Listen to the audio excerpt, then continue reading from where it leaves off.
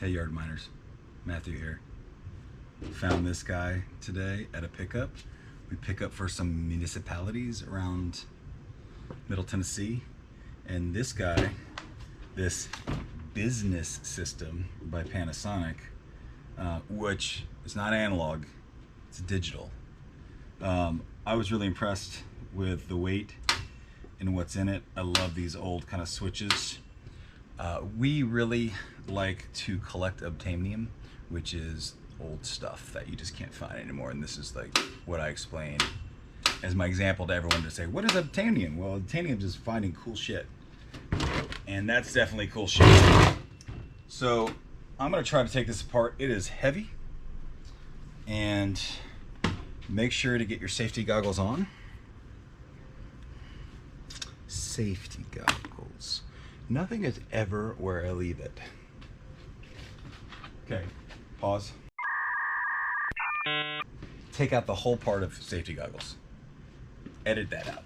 Okay, so, oh wow. Okay, that's really stuck on there. We're gonna have to get some torque head, Phillips. It's like a snub nose, I guess is what they call them. See if this works. That worked.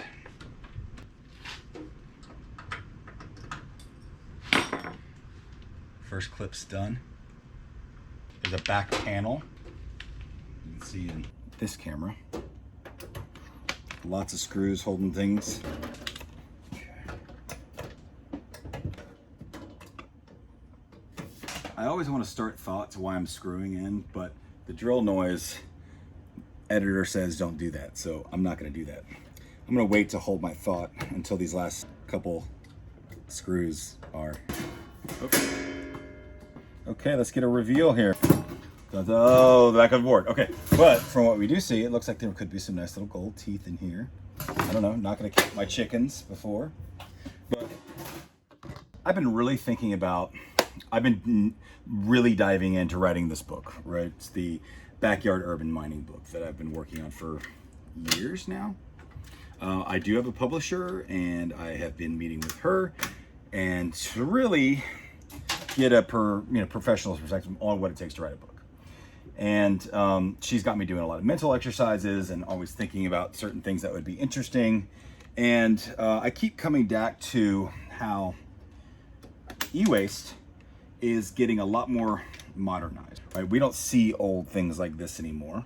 A lot of the old tech in our timeline was just a stepping stone to make things smaller and faster, right? So Moore's Law, and if you don't know what Moore's Law is, I'm going to just simplify it. It's that computing power is going to get twice as fast and smaller every 2 years, around every 2 years, right?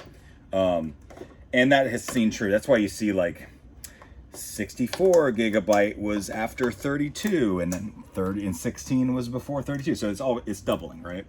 Well, anyways, Moore's Law has gotten most modern technology to be very few precious metals, right? And very few things that are worth going after. Most modern items, here's me screwing in and talking at the same time.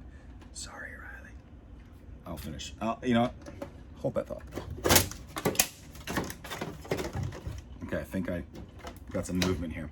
Anyway, so most of this modern stuff, really it's for parts and repair. I mean, if you need a screen or if you need a little part in a laptop, if the laptop doesn't work, that's really what it's good for. I mean, is the reselling aspect. There's just not a whole lot of precious metals and really metals to begin with. Yeah, they've shrunk everything. I'm gonna go ahead and just, I think these bolts are what's the problem here. And I really don't want to break this board. It's already cracked on me, so I'm gonna take it a little easier. I'm gonna take my time, have a conversation with my people. So anyways, Moore's Law is ensuring that the quality of e-waste in the future is going to be less because we work in a volume business, right? We want heavier metal-ridden things, and Moore's Law assures that that's not going to be the case. And why I'm hopeful for the future of e-waste, one, is because only around 15% of e-waste is recycled. Most of it is still just thrown right in the dumpster, right? And with the Internet of Things, meaning like your refrigerator that is a tablet on the front, or your mirror that helps you dress and tells you that you're losing weight and your skin looks great and all that stuff, all these smart devices coming out, these are going to be also recycled in the future, where we haven't had sweaters and hats and mirrors and all this stuff. E-waste hasn't traditionally been that. We're going to have a lot of those things coming online that will also need recycling. Okay, so this is kind of pissing me off because I really don't want to break this board, although it's just going to get shredded anyways. I'm going to flip her and come in from the other side. I did not choose wisely on my approach, and that's okay. All right, so Moore's Law. You know, it is ensuring that we'll have a lot more material. Although right on the surface, you know, you would think your natural inclination would be, okay, things are going to get smaller and less quality. And they are. But it doesn't account for the mass market and consumerism coming up with everything new, right? I get ads for a smart bed, for smart hats, for smart goggles, for all of these things that aren't considered e-waste, or wasn't considered e-waste 10 years ago. You just have beds. You just have goggles. Ooh, yes. So, hold that thought. Check this out. I'm gonna show this side. Ooh, slot cards. So this is like telecom-ish. It's got some lead acid batteries that are swollen AF. Check it. Little Vanna White action here. Okay. All right, so slot cards has the fingers like we saw in the back, covered in plastic, so we will do the reveal at the end. Come out very easily. Unfortunately, it's a brown sided board, so it will be considered low grade. That's okay. All right. Give my snips. Doesn't look like we're gonna be able to save the board. That's okay. Wow, it is very brittle. This little screw was the problem that I tried to clip.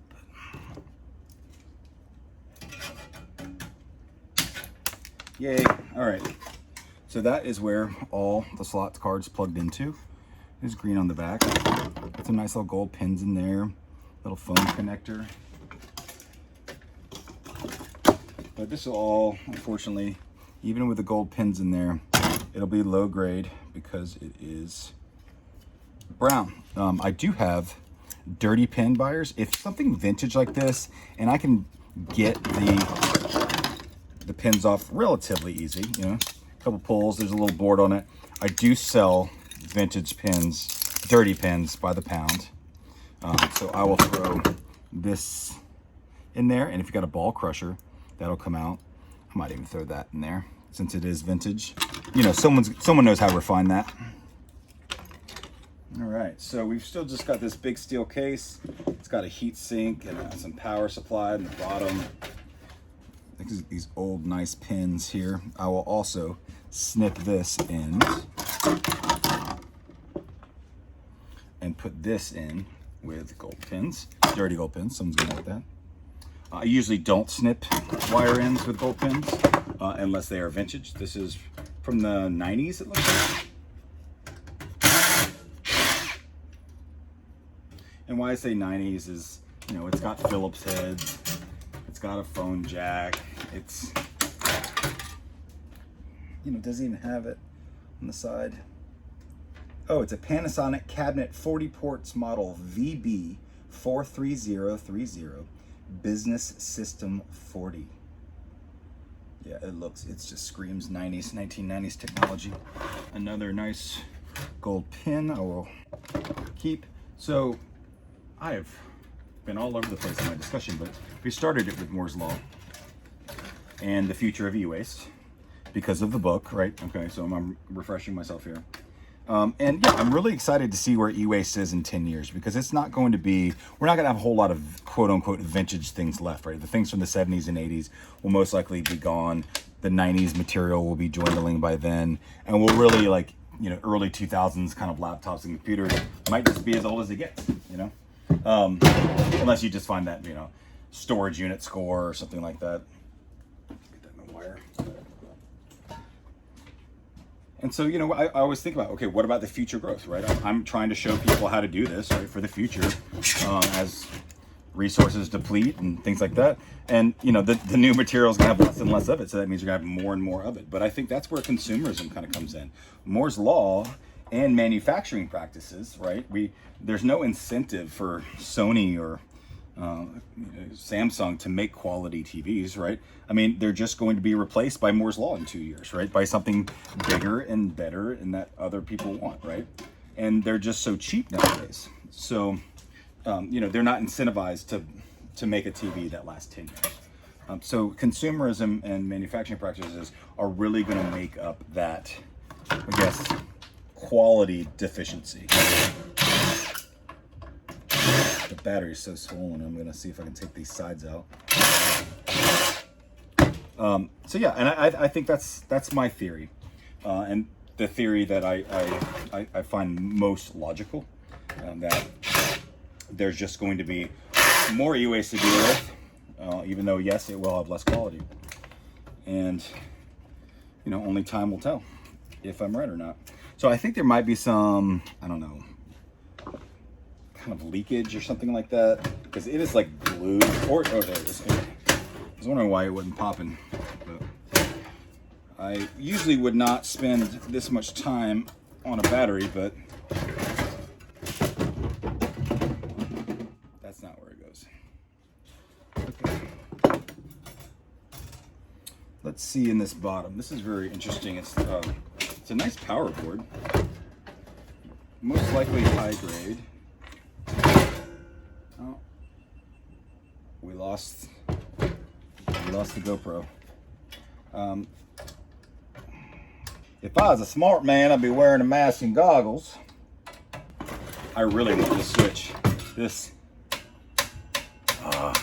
Don't make switches like that. Oh, it's got flatheads. So maybe this panel is a lot older than the whole thing. Oh yeah, it's made in Mexico. Where this power unit was definitely higher quality than the rest. All right, they've changed it up on me. You need a number 1 Phillips and a flathead. Although I like seeing flathead stuff, it means it's old. It is such a pain. I can't find the motherfucking flathead. There's one. Number 1 Phillips. Perfecto. And flathead. Okay, let's see if this pulls up. Oh, we got one more.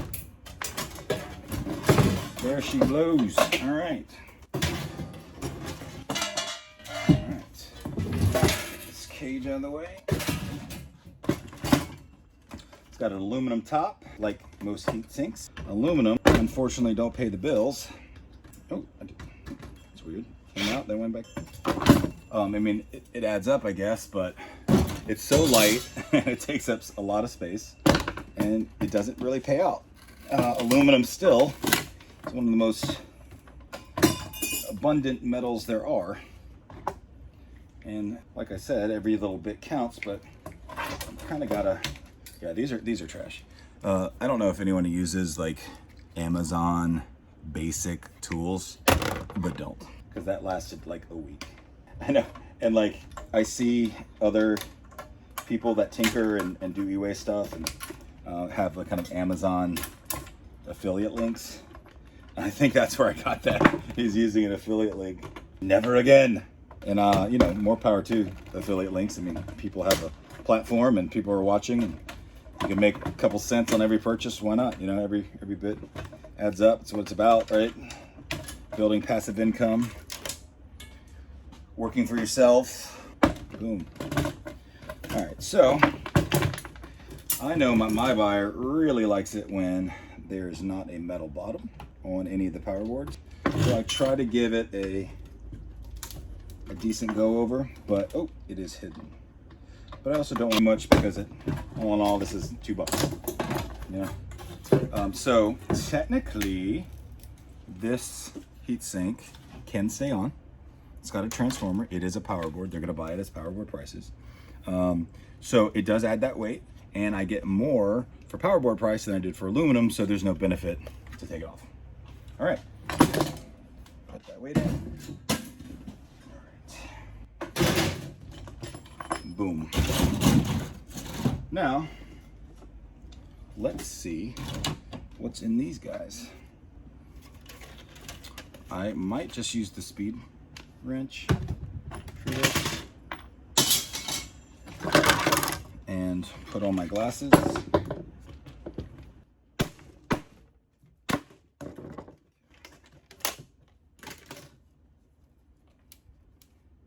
All right, it's not terrible. I have a gold refining contact that refines our e-waste for us, that are our high yield stuff. He is asking us to look for the very flat square chips. The more legs equals the more gold contacts. So we have a little bin up here to like process later. So I'm gonna process that later.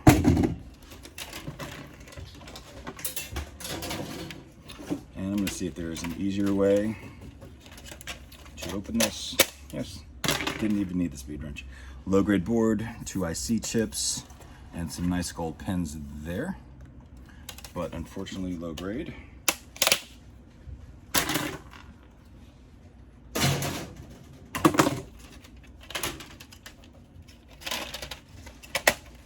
Ooh, same here. That's too bad.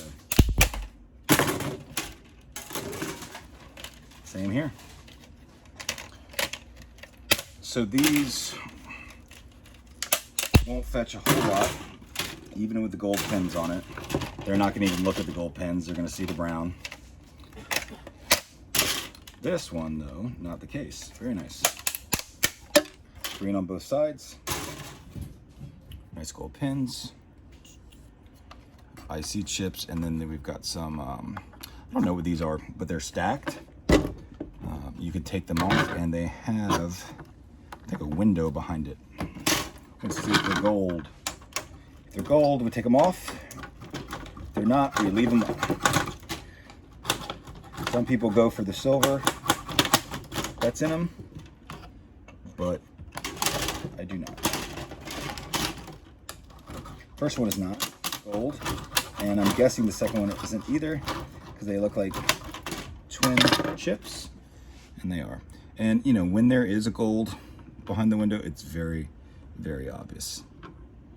All right, so that'll just go into boards. We'll get a better quality for those since it's green on both sides. All right, we've got another green one. This one's different than all of them. It's got a battery on it. That's like this long Sanyo lithium, laser lithium. Cool. You don't see those a whole lot. We take all batteries off boards, so I'll be snipping that off. Did not make any shock noises, so it's obviously lost its power. And yeah, I've got 4 again of those ceramic chips, IC chips in here that are like, you can take them out. I really need to learn that terminology. And then some nice chunky ones. I don't take off the chunky ones. I leave them on. This window isn't the gold, I'm just going to leave the rest of the stickers, and it is not. So that'll go in there. Yeah, so that is the Panasonic business system. I hope lots of business went through that system and made a lot of people money. Wasn't as impressive as I thought it was, but I'm glad that I tore it down and you got to see it, and I hope you enjoy. Stay positive in the comments. Make sure you subscribe.